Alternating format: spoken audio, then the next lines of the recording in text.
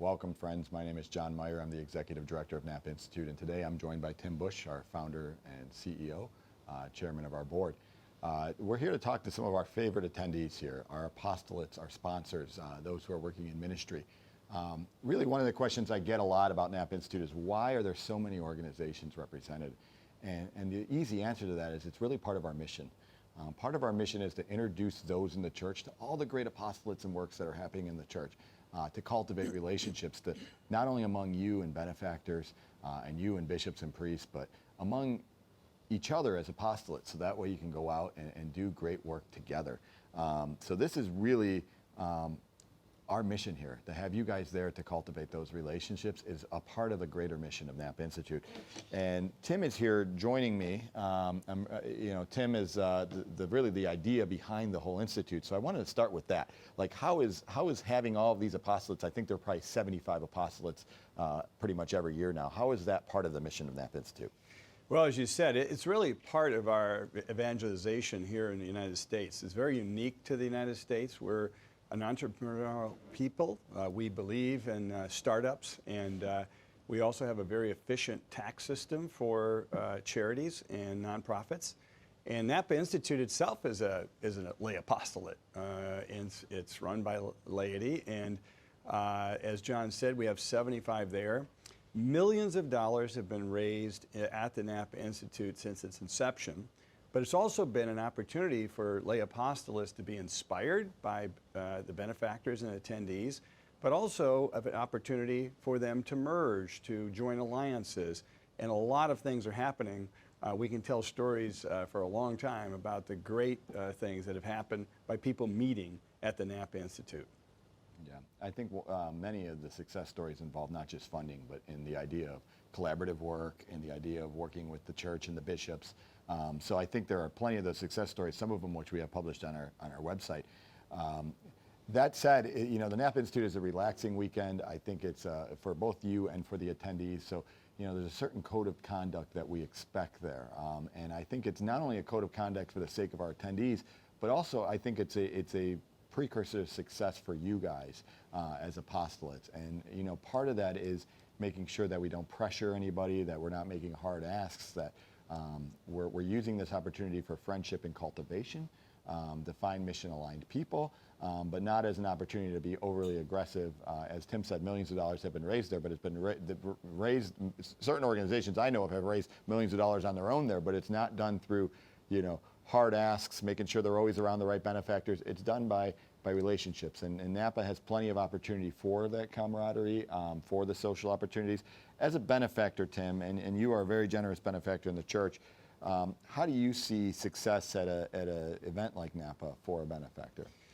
Well, that's the key, is developing friendships. That's where you engage a benefactor. Some of the largest Catholic benefactors in the country attend Napa Institute every year, and we want to continue that.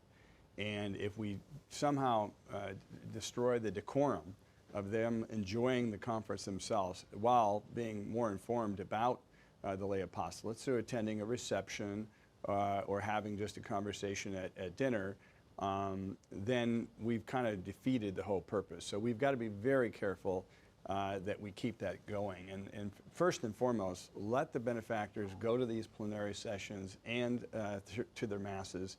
And if you're going to have a meeting with somebody that you already know, that's fine, but do it during a break time so that you're not inhibiting their ability to enjoy the conference. And if it's somebody that you just met, this is not a time to be asking for money, and we discourage anybody asking for money from someone who's never given you money in the first place.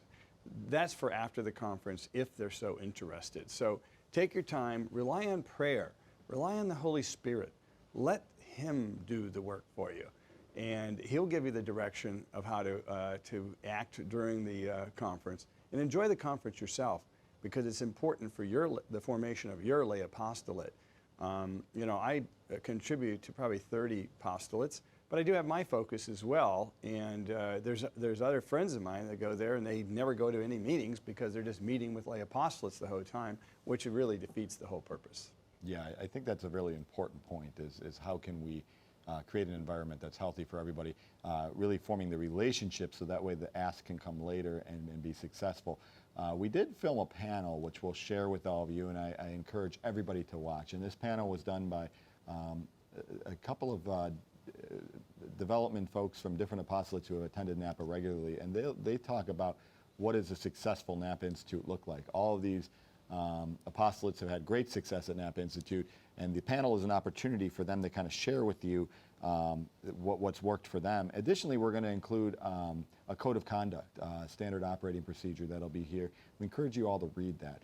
It's not so much rules, don't do this, don't do that. It is that in some sense, but it's really, as I said, a way to kind of enhance the conference experience for you and enhance the conference experience for everyone who's there. So that way we continue to have success, we continue to grow, and we all together build up the church. So Tim, any closing remarks that you'd like to make on that topic? Well, your ministry is very important, especially during post-Dobbs world, those who are focused on pregnancy centers and taking care of women who have babies out of wedlock or who want to put up a baby for adoption or whatever happens to be the case. This is very important. So it's not that we don't feel it is important. It's not that we don't welcome our apostolates to the Napa Institute. We do. We just want to develop and maintain a decorum. And we've talked to the benefactors, and we think we have a formula that we'll continue to tweak to make it fun and fulfilling for everybody involved, including yourselves. Yeah. And besides for reading that code of conduct and watching the panel, I'd encourage you all to attend the new sponsor orientation, whether you're new or not. If you need a refresher, it's going to give you a lot of information. It's the beginning of the conference about if you're an exhibitor, when do I have to set my table up? When do I have to tear it down? But also, a lot of people ask questions, when should I man my table? What are the best times for me to be around? Because the schedule is very busy, and we can help kind of guide you to that. When are the plenary sessions going to end? And then my team will be there to answer questions as well. So, never fear to reach out to us. We're there to make sure this is a very fruitful experience for all of you. Again, I want to thank you. I want to thank Tim for joining me. But thank you for your support, and know that both of us look forward to welcoming you to Napa Institute, and wish you continued success and growth, and hope that Napa Institute plays a role in that.